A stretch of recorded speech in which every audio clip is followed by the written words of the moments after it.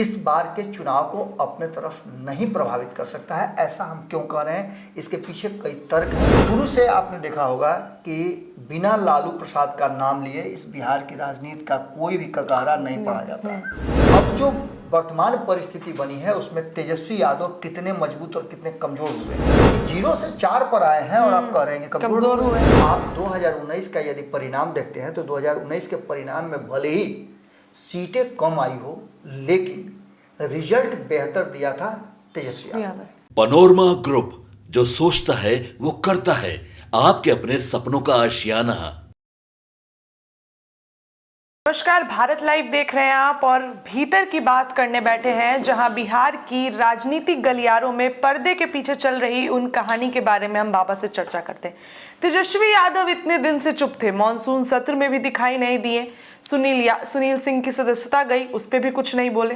लेकिन आरक्षण का मुद्दा जब सुप्रीम कोर्ट की तरफ से फैसला आ गया तो उस पर अचानक से उन्होंने हल्ला बोल दिया। सीएम नीतीश को कह रहे हैं कि दही मुंह में जमा कर बैठे हैं, फिर कभी खुला ऑफर भी दे रहे हैं कि आइए मेरे तरफ, गेट खुला हुआ है। और जो ये विधायकों की बात चल रही है, उलट पुलट की बात चल रही है, क्या कुछ संकेत देता है, क्या कुछ संदेश देता है कि विधानसभा चुनाव में कुछ असर पड़ेगा, क्या उसके पहले कुछ खेला हो सकता है? इसी मुद्दे पर बाबा से बात करेंगे। शीर्षक है हमारा, तेजस्वी के पीठ पीछे बहुत बड़े षड्यंत्र की तैयारी, विधानसभा चुनाव से पहले होगा बड़ा खेला। बाबा, क्या तेजस्वी यादव के पीछे चल रहा है ऐसा?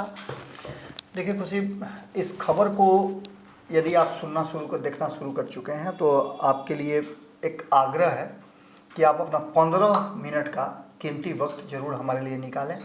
यदि आपके पास 15 मिनट नहीं है तो आराम से जब आपके पास होगा तब आप देखिएगा, क्योंकि बहुत सारे ऐसे इंटरनल मुद्दे हम आपके सामने रखने जा रहे हैं जो आपको इस बात के लिए प्रेरित करेगा कि 2025 के चुनाव या जब भी विधानसभा के चुनाव होते हो, जब भी का मतलब आप समझ रहे होंगे, वक्त से पहले भी यदि चुनाव हो रहा हो और क्या हो रहा है, ये सारी चीज़ें हम आपको देंगे। अगर आप तेजस्वी यादव के समर्थक हैं तो तब भी आपके लिए ये खबर जरूरी है, और यदि आप तेजस्वी यादव के विरोधी हैं तब भी ये खबर आपके लिए जरूरी है, क्योंकि जिस तरह की रणनीति बनाई जा रही है उस रणनीति में चाह करके भी नीतीश कुमार, तेजस्वी यादव, भारतीय जनता पार्टी या अन्य कोई इस बार के चुनाव को अपने तरफ नहीं प्रभावित कर सकता है। ऐसा हम क्यों कह रहे हैं, इसके पीछे कई तर्क हैं और कई हम आपको प्रमाण देने जा रहे हैं जो राजनीतिक गलियारे से छट करके हमारे पास तक आए हैं। सबसे पहली बात तो ये कि क्या नीतीश कुमार और तेजस्वी यादव के बीच में कुछ है, या फिर दोनों एक दूसरे को सिर्फ इसलिए छोड़ रहे हैं या फिर जोड़ रहे हैं भारतीय जनता पार्टी को डराने के लिए। शुरू से आपने देखा होगा कि बिना लालू प्रसाद का नाम लिए इस बिहार की राजनीति का कोई भी ककारा नहीं पढ़ा जाता है। सबसे पहले आप नाम ले लीजिए लालू प्रसाद का और राजनीति वहां से शुरू हो जाती है। अब जो वर्तमान परिस्थिति बनी है उसमें तेजस्वी यादव कितने मजबूत और कितने कमजोर हुए हैं, ये बातें 2024 के चुनाव के आंकड़ों से यदि आप देखें तो सीधा लगेगा कि हम कहें कि नहीं तेजस्वी यादव कमजोर हुए हैं तो आपको विश्वास नहीं होगा। क्यों विश्वास नहीं होगा? कि 0 से 4 पर आए हैं और आप कह रहे हैं कि कमजोर हुए हैं, कुछ तो पॉजिटिव आया है। अब ऐसी स्थिति में आप 2019 का यदि परिणाम देखते हैं तो 2019 के परिणाम में भले ही सीटें कम आई हो, लेकिन रिजल्ट बेहतर दिया था तेजस्वी यादव। सीटों के आकलन से और सीटों के आने और जाने से आप इस बात का अंदाजा नहीं लगा सकते हैं कि जनता आपको कितना सपोर्ट कर रही है और आने वाले विधानसभा के लिए आप कितना अपने आप को तैयार रखते हैं। इसमें सबसे बढ़िया अगर ग्राफ किसी का है, 5 सीट 100% जीतने वाले चिराग पासवान से भी बेहतर रिपोर्ट कार्ड अगर देखा जाए, आप साल भर पढ़िए, पूरे क्लास में मेहनत कीजिए, शुरू से अंत तक जितने भी टेस्ट हुए हैं सारे में फर्स्ट आइए, लेकिन फाइनल एग्जाम हो तो आप फेल कर जाइए तो क्या फायदा? तो उसका फायदा क्या है? रिजल्ट तो फाइनल ही न बनाएगा। अब ऐसी स्थिति में कहीं ना कहीं नीतीश कुमार ने 100% अपना रिजल्ट लाया है। हम ये किस बेसिस पे कह रहे हैं? तो आपको हम लगातार बता रहे हैं, जब से ये चुनाव परिणाम आया तब से हम ये बता रहे हैं कि एनडीए 174 सीटों पे आगे रही है। यानी जो 40 लोकसभा सीट है इसमें 243 विधानसभा सीट है और 243 विधानसभा सीटों में 174 सीटों पे एनडीए जो है वो आगे रही है और 63 से 64 सीटों पे इंडिया गठबंधन आगे रही है। इसका सीधा मतलब है कि आप जोड़ लीजिए क्या होता है। आंकड़े बता रहे हैं कि कहीं ना कहीं यहां आप पिछड़े हैं। स्थिति यह है कि इन सारी परिस्थितियों को लेकर के अगर देखा जाए तो यहाँ एक बात तो साफ साफ नजर आती है कि भारतीय जनता पार्टी का ग्राफ थोड़ा गिरा है और महागठबंधन के कुछ दलों का ग्राफ थोड़ा ऊपर हुआ है। इसका मतलब है कि आने वाले 2025 के चुनाव को यदि हम कसौटी पे कसें तो भारतीय जनता पार्टी ने तय किया है नीतीश कुमार को साथ लेकर के कि हम 200 के आंकड़े को छुएंगे। ये 2010 के परिणाम को रिपीट करने की बात कही जा रही है। ऐसी स्थिति में क्या तेजस्वी यादव के साथ कोई धोखा होगा? क्या तेजस्वी यादव के विरुद्ध कोई षड्यंत्र चल रहा है? तो अगर इस बात को आप ऐसे समझें कि वर्तमान परिस्थिति में लड़ाई किसके किसके सामने है तो तेजस्वी यादव वर्सेस नीतीश कुमार है, लेकिन इस लड़ाई में तेजस्वी यादव के साथ कांग्रेस खड़ी है और वाम दल भी अब तक उनके साथ खड़े हैं। इसके साथ साथ अभी भी ये संशय की स्थिति बनी हुई है कि क्या मुकेश सहनी तेजस्वी यादव के साथ हैं या नहीं है। इन सभी बातों को अगर एक तरफ रख करके आप फिर एनडीए की तरफ जब मूव करते हैं तो एनडीए की तरफ आपको नजर आता है कि नीतीश कुमार का सपोर्ट करने के लिए इस बार कई नए साथी हैं जो न तो 2015 में इनके साथ थे न 2020 में इनके साथ रह सके। अब ये सभी मिल करके जो कभी तेजस्वी यादव के साथ भी रहा करते थे और नीतीश कुमार के साथ भी पहले तो वैसे मनीष वर्मा उन ही है। सभी लोगों को जोड़ करके एक नया नेक्सस बनने की तैयारी चल रही है जिसमें उपेंद्र कुशवाहा को आप देख रहे होंगे, जिसमें आप चिराग पासवान को देख रहे होंगे जो 2015 में भी इनके साथ नहीं थे और न ही 2020 में इनके साथ थे। पहली बार ये विधानसभा चुनाव नीतीश कुमार के साथ लड़ने की तैयारी कर रहे हैं। जीतन राम मांझी की बात करें तो ये 2020 में तो थे लेकिन 2015 में नीतीश कुमार के साथ नहीं थे। उपेंद्र कुशवाहा के साथ भी यही बात है, 2015 में साथ नहीं थे, 2020 में साथ नहीं थे। दैट मीन्स कि ये सभी लोग जुड़ करके क्या इतना ज़्यादा जुटा पाएंगे वोट बैंक जिससे कि तेजस्वी यादव को ढकेला जा सकता है पीछे। अब इसके आगे के षड्यंत्र की बात समझिए। षड्यंत्र क्या चल रहा है तो इस षड्यंत्र में सिंपल सी बात है कि ये सामने वाला खेमा तो आपको नजर आ गया कि इंडिया वर्सेस एनडीए का टक्कर होने वाला है, लेकिन इसमें एक हिडन भी है और वो है प्रशांत किशोर। प्रशांत किशोर उन सभी लोगों के चारागाह बनते जा रहे हैं जो लोग या तो इंडिया या एनडीए गठबंधन से नाराज हैं या किसी कारणवश वहां से अलग हैं वहां। हाँ, तो ऐसी परिस्थिति में निश्चित रूप से इसमें बहुत सारे ऐसे लोग हैं जो अपने विधानसभा क्षेत्र में या तो निर्दलीय लड़ करके या किसी ऐसे दल से लड़ करके 10 से 20 हजार वोट तक ले करके आए हैं। इसका मतलब है कि यदि उन्हें प्लेटफॉर्म मिले तो वो और बेहतर प्रदर्शन कर सकते हैं। कई लोग लोकसभा चुनाव के बाद उनसे जुड़े हैं। अब ऐसी स्थिति में आप सीधे तौर पर अगर ध्यान से देखिए तो भारतीय जनता पार्टी ने क्या स्ट्रेटजी बनाई है, नीतीश कुमार की स्ट्रेटजी क्या है और प्रशांत किशोर का नाम हम क्यों ले रहे हैं, ये समझना बहुत जरूरी है। 2024 के चुनाव में कई ऐसे सीट नजर आए हैं जिसमें निर्दलीय या फिर किसी और ने बेहतर प्रदर्शन किया है और टक्कर भी दिया है। अगर बात करें पूर्णिया की तो पूर्णिया में निर्दलीय ने जीत दर्ज करके ये बताया है कि एनडीए और इंडिया गठबंधन दोनों से इस बिहार की जनता दूरी बना करके रखती है। दूसरा बात रुपौली की कर लें जो अभी चुनाव हुआ है, वहां भी निर्दलीय जीते हैं। इसका मतलब है कि एक ही क्षेत्र से ये रिजल्ट आना इस बात की तरफ इशारा करता है कि कहीं ना कहीं बिहार की जनता किसी और एंगल पर भी सोच रही है। अगर इसी में अगर सिवान की बात कर लें लोकसभा की तो उसमें इतने बड़े सब कुछ होने के बाद जीत तो निश्चित रूप से हुई है एनडीए गठबंधन की, लेकिन वहां जो खेल हुआ है उस खेल में महागठबंधन बहुत पीछे ठेला गया है। वहां निर्दलीय फिर से सेकंड नंबर पे आए हैं। इसका मतलब है कि यहाँ भी निर्दलीय जीत सकता था। नहीं है। बक्सर की बात करें तो यहाँ भी हार और जीत का कारण निर्दलीय ही बने हैं। आनंद मिश्रा ने वहां बेहतर प्रदर्शन किया और उसी प्रदर्शन के जितना वोट वो लेकर के आए उतना ही वोट से लगभग हारे हैं मिथिलेश तिवारी। इसके बाद काराकट की बात तो आप करिए तो सीधे तौर पे आपको नजर आता है कि तीसरे नंबर पे एनडीए गठबंधन का हो जाना और ऐसे शख्स का होना जो जीत के पूरे गारंटी उनकी दी जा रही थी, वैसे शख्स का वहां से हार जाना इस बात की तरफ और दूसरे नंबर पे निर्दलीय का आ जाना इस बात की तरफ इशारा करता है कि कुछ तो है जिसकी पर्देदारी है और 2025 के चुनाव में ये परिणाम देखने को मिल सकते हैं। अब इसमें एक और एंगल जोड़ के चलिए, ये तो मैंने वो चीजें बताई जो कहीं ना कहीं सामने से नजर आ रहा है, भीतर से देखिए आप तो नीतीश कुमार के साथ रहते हुए भारतीय जनता पार्टी हो या चिराग पासवान हो अपनी अपनी अलग से भी तैयारियां कर रहे हैं। चिराग पासवान लगातार बिहार फर्स्ट बिहारी फर्स्ट का जो उनका विजन है उस विजन पर काम करना शुरू कर चुके हैं। पिछले 2 दिनों से आप पटना में देख रही होंगी, बिहार के अलग अलग हिस्सों में देख रहे हैं कि व्यवसायियों से टेबल टॉक हो रहा है और ऐसे इंटरप्रेन्योर्स को लाने की कोशिश की जा रही है जो बिहार को फर्स्ट बना ले और बिहार को फर्स्ट बनाए।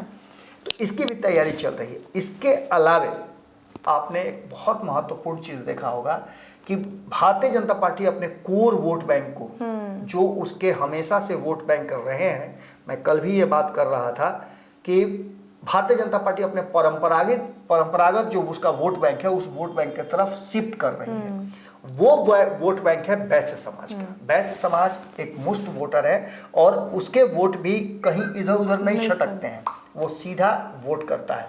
जब एकमात्र वैश्य अमित शाह के कहने पर वैश्य समाज सब भुला करके जब 2-2 लोगों को जिता सकता है, 3-3 लोगों को जिता सकता है अपने अपने क्षेत्र में, तो निश्चित रूप से वैश्य समाज इंतजार कर रहा था कि भारतीय जनता पार्टी कब उसको गोदी में लेकर के खिलाए। दिलीप जायसवाल इसीलिए तो कहीं सिर्फ दिलीप जायसवाल की बात हम नहीं कर रहे हैं, उसकी एक लंबी फहरिस्त है। लेकिन अभी दिलीप जायसवाल को दिलीप जायसवाल को एक आइकॉन के रूप में दिया गया है और आप समझिए कि भीतर में सामान चाहे जितना भी आप भर दीजिए, अच्छा से अच्छा क्वालिटी का सामान दे दीजिए, लेकिन रैपर अगर बढ़िया नहीं होगा तो आपका सामान बिकेगा नहीं।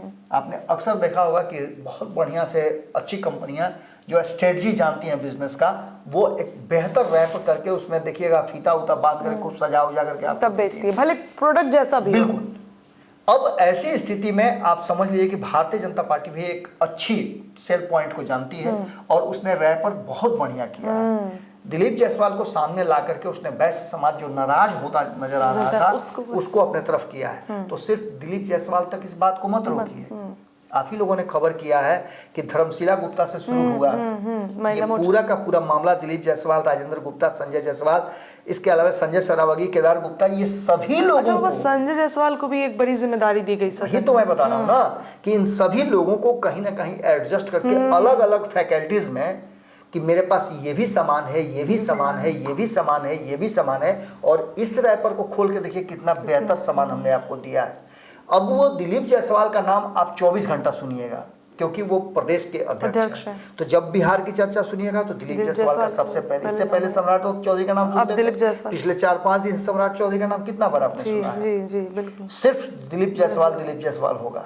तो ऐसी स्थिति में दिलीप जायसवाल को आइकॉन बना करके उनको सामने रख करके भारतीय जनता पार्टी ने अपने पुराने वोट बैंक को साधा है। और कहा भी जाता है कि समर्थ को नहीं दोस्त घुसाए। जो सामर्थ्यवान उसके लिए कोई भी दोष नहीं लगता है।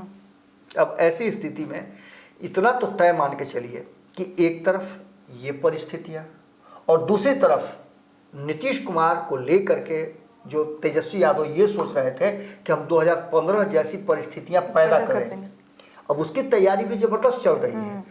लेकिन इन सब के बीच में जिस तरह से एक ये सेक्टर जहां वैश्य को तो अपनी तरफ कर ही ले रहे हैं, लेकिन दूसरी तरफ अति पिछड़ा समाज को भी साधने के लिए आपने देखा कि भीम सिंह को राज्यसभा भेजा गया। अति पिछड़ा समाज के कई ऐसे नेता हैं जिनको अपने सामने बिठाया गया है। हरी सहनी को आगे किया गया। इसके अलावा आपने देखा कि राजभूषण निषाद को लोकसभा भी भेजा गया और उनको मंत्री भी बनाया गया। तो साधने की तैयारी जबरदस्त ढंग से चल रही है। लेकिन इस बीच में प्रशांत किशोर के आने से ये तीसरा एंगल जो पैदा हो रहा है, इस तीसरे एंगल से निश्चित रूप से भारतीय जनता पार्टी कम डरे, लेकिन नीतीश कुमार और तेजस्वी यादव को डरने की जरूरत है क्योंकि उनकी सेंधमारी उसी वोट बैंक के तहत हो रही है। और तेजस्वी यादव ने सोचा कि प्रशांत किशोर को बीजेपी से लड़वा दिया जाए। लेकिन तेजस्वी यादव की यहाँ पे मुश्किलें बढ़ रही हैं। वो तो बोले नहीं, मैं तुम ही से लड़ूंगा। नहीं, देखिए तेजस्वी यादव की स्ट्रेटेजिकल मिस्टेक कहाँ हो रही है।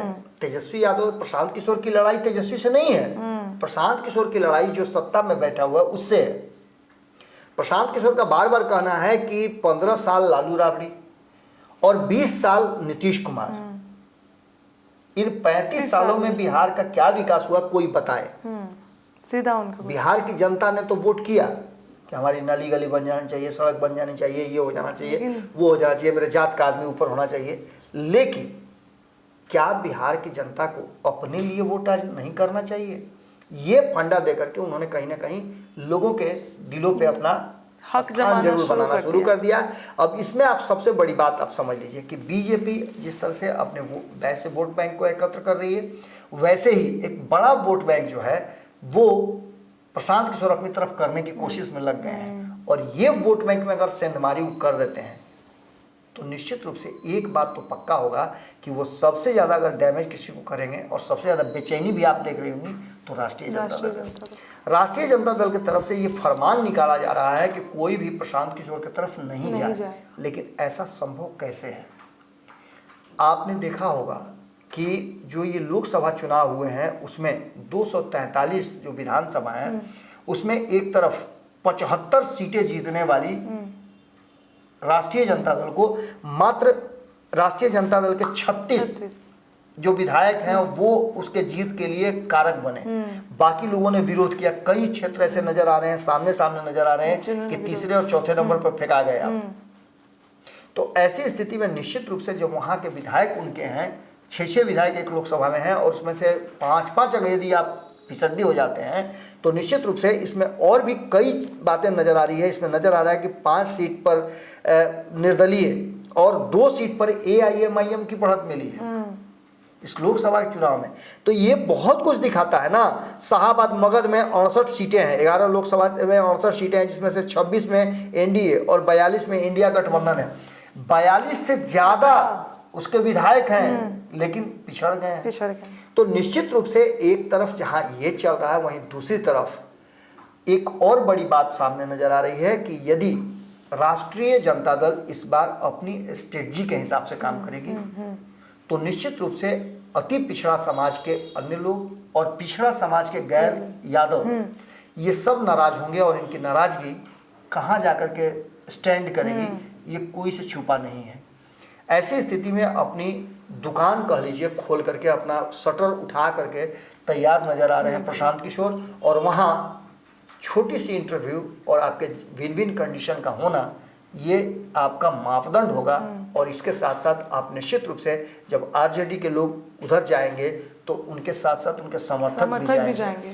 इस बात से डर खास करके राष्ट्रीय जनता दल को जबरदस्त हो रही है। और दूसरी तरफ चूंकि वो लंबा समय तक काम कर चुके हैं नीतीश कुमार के साथ, इसलिए नीतीश कुमार के भीतर का आइडिया भी जानते हैं कि कैसे नीतीश कुमार और नीतीश कुमार के लोगों को अपने तरफ करना है। तो ये सारी स्ट्रेटजी कहीं ना कहीं काम करना शुरू कर चुकी है। और 2 अक्टूबर को जब वो पार्टी का अनाउंसमेंट करेंगे तो निश्चित रूप से बिहार में एक थर्ड फ्रंट का निर्माण शुरू हो जाएगा, पिलर क्रिएट हो जाएगा निश्चित रूप से। और तेजस्वी यादव के पीठ पीछे ये षड्यंत्र, अब तेजस्वी यादव जितना भी कह लें कि बी टीम है भारतीय जनता पार्टी के, ये मानने की जरूरत नहीं है। भारतीय जनता पार्टी का अलग स्ट्रेटजी है। भारतीय जनता पार्टी की लड़ाई तेजस्वी यादव से नहीं बल्कि नीतीश कुमार से है और नीतीश कुमार की लड़ाई तेजस्वी यादव से है। तेजस्वी यादव की लड़ाई जो है वो प्रशांत किशोर से है। अब ये पूरी तरह से कोण बन चुका है। देखना निश्चित होगा कि आने वाला विधानसभा चुनाव जो होगा उससे पहले कौन सा बड़ा खेल रचा जाता है। देखिए बाबा से हमने भीतर की बात में जाना कि तेजस्वी यादव और RJD की टेंशन प्रशांत किशोर बढ़ाते दिख रहे हैं। CM नीतीश के करीबी रह चुके हैं वो, इसके लिए भी जिस तरीके से तेजस्वी यादव की टेंशन बढ़ेगी। हालांकि बीजेपी भी इससे कहीं ना कहीं मुश्किलें बीजेपी की भी बढ़ सकती है, लेकिन तेजस्वी यादव के कोर वोटर्स की वो बात करते हैं, मुस्लिम वोटर्स की बात करते हैं, ये चीज देखने वाली होगी। फिलहाल भीतर की बात में इतना ही। बने रहिए भारत लाइव के साथ। बहुत बहुत धन्यवाद। पनोरमा ग्रुप, जो सोचता है वो करता है। अगर ये वीडियो पसंद आई और वह बिहार के राजनीति और बिहारियत से सरोकार रखेनी तो सब्सक्राइब बटन दबा के चैनल के सब्सक्राइब कर ली। ओजे एगो घंटी बा, ओकरा बटन दबा देला से कुल सटीक और मारक खबर रुआ मुफ्त में मिल जाई। अगर रउआ पत्रकारिता के हमनी के नया प्रयोग में सहयोग कर चाहतानी तो ज्वाइन बटन दबा दी। पेटीएम नंबर नोट कर ली 9386816700। धन्यवाद।